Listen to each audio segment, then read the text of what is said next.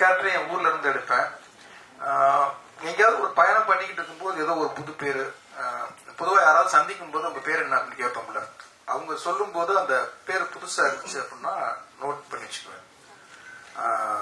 கேரக்டருக்காகவே கொஞ்சம் கதைக்காக எப்படி தேடல் இருக்குமோ அந்த மாதிரி கேரக்டருக்காகவுமே ஒரு இது இருக்கும். ஒரு தடவை ஒரு பயணம் பண்ணிக்கிட்டு இருக்கும்போது ஈரோடு போயிட்டு இருக்கோம். அங்க வந்து ஒரு கண்ணீர் அஞ்சலி போஸ்டர் இருக்கு. அதுல வந்து யோசனைவதி அப்படின்ட்டு பாலாஜி சக்திவேல் சாரும் நானும் ஒன்னா போயிட்டு இருந்தேன். பாண்டியராஜ் இங்க பாருங்க உங்க படத்துல உள்ள கேரக்டர் மாதிரி இருக்கு அப்படின்னு. ஆமா சார். அப்புறம் யோசனைவதினி நான் நோட் பண்ணி வச்சுக்கிட்டு கேடிபிள்ளா கிளாடிரங்கள சிவகார்த்திகன் அம்மா பேரு யோசனைவதினு வச்சேன். அந்த மாதிரி சில பேர் வந்து சார் இந்த கேரக்டர் வந்து ஆவரணம் அப்படிங்கிற அந்த படத்துல ஒரு கேரக்டர் இருக்குல்ல அப்படின்னா, நான் ஒரு இடத்துல பேசிக்கிட்டு இருக்கேன், சார் இந்த பொண்ணு பேர் ஆவரணம் சார், பேர் உங்க படத்து பேர் மாதிரி வித்தியாசமா இருக்கு வச்சுக்கோங்க சார் அப்படின்னு. அதை வந்து நோட் பண்ணிக்கிட்டேன். எங்க தோட்டத்துல வந்து ஒரு அக்கா வேலை பார்ப்பாங்க, அவங்க பேர் வந்து அஞ்சுமணி. அது போன இடத்துல வந்து தேவதர்ஷினி கேரக்டருக்கு வந்து அஞ்சுமணின்னு வச்சேன். அதனால அங்கெங்கே கிடைக்கிறத புறக்கி எடுத்துக்கிறதா சார்.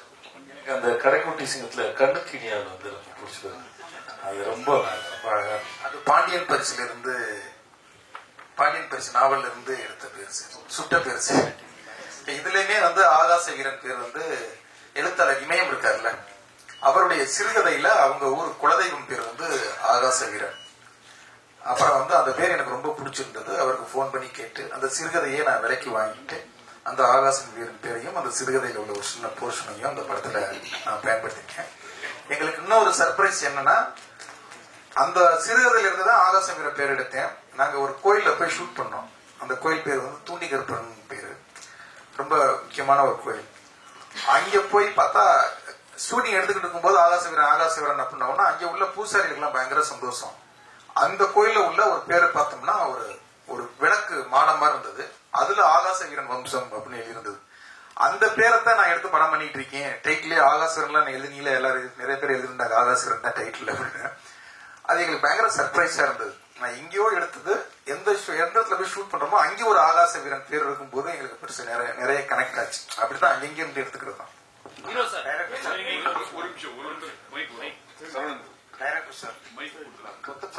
ஒரு பாடல் முழுக்க எடுத்திருக்கீங்க சார். கொத்து பரோட்டாவை வச்சு ஒரு எடுத்திருக்கீங்க, நல்லா இருக்கு.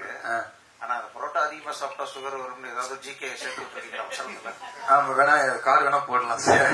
இல்ல எதை சாப்பிட்டாலுமே பரோட்டா மட்டும் இல்ல சார், இன்னைக்கு சார் நம்ம அரிசி சோறு சாப்பிட்டா கூட சுகர் வருதுன்னு கிளப்பி விடுறாங்க. அதாவது வந்து எல்லாத்துலயுமே இன்னைக்கு உணவு வந்து ஒரு அரசியலா மாறிடுச்சு. எல்லாத்துலயுமே வந்து எதை அதிகமா சாப்பிட்டாலும், பிரியாணி அதிகமா சாப்பிட்டாலுமே பிரச்சனை வரும் சார். அரிசியை விட மைதா அதிகம், அதனால வேணா பரோட்டா வரதுல வேணா சொல்லிடுறேன். பரோட்டா அதிகம் சாப்பிட்றது வேணா, ஸ்மோக் புகைப்பிடிக்காததுன்னு கார்டு போடுறது மாதிரி வேணா பரோட்டா அதிகம் சாப்பிட்றதுன்னு ஒரு கார்டு போட்டுறேன் சார். என்னன்னா சென்சாருக்கு அனுப்பிட்டேன் சார், வேணா ட்ரை பண்ணி பாக்குறேன் சார்.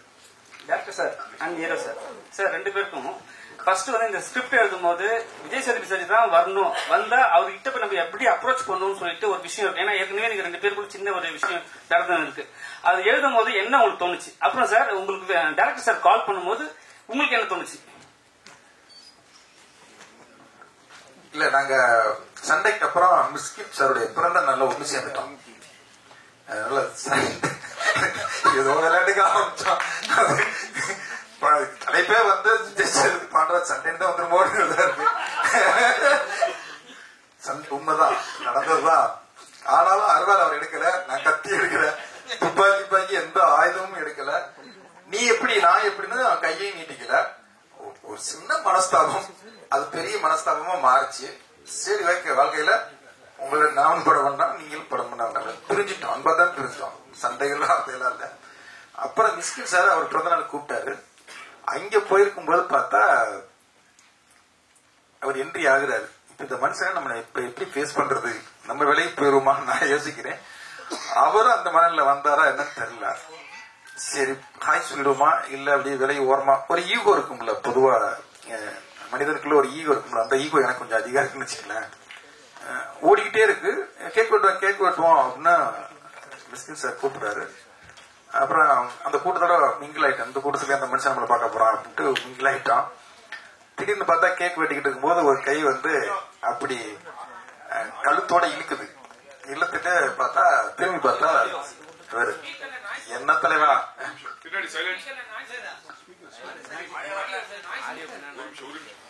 இல்ல கேள்வி சண்டையை பத்தியே கேட்கணும்னா கேமராவுக்கு கடுப்பாயிடுச்சு. அதனால அந்த அந்த என்னத்துல அப்படி பண்ணிட்டீங்க அப்படின்னு சொல்லிட்டு அடுத்து ஒரு படம் பண்ணுவோமான அங்கேயே ஒண்ணு சேர்ந்துட்டோம். அது அவரே கேட்டுட்டாரு.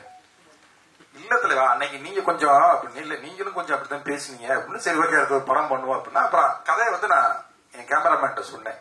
இது சேது சார் பண்ணாதான் நல்லா இருக்கும்னா சேது சாரோட அவன் வந்து நிறைய படங்கள் பண்ணியிருக்கான். அவன் உடனே போன் அடிச்சு பாண்டியராஜ் ஒரு சரியான கதை வச்சிருக்கான் கேளுங்க அப்படின்னா ஓகே வர சொல்லுங்க எனக்கு ஒன்றும் பிரச்சனை இல்லை. கதையை போய் சொன்னேன். ஒரு 20 நிமிஷம் தான் ஃபர்ஸ்ட் நான் கதைக்கு சொன்னேன். அப்போ வந்து ஒரு ஐடியா ஒரு இது இருந்தது. கேட்ட உடனே அந்த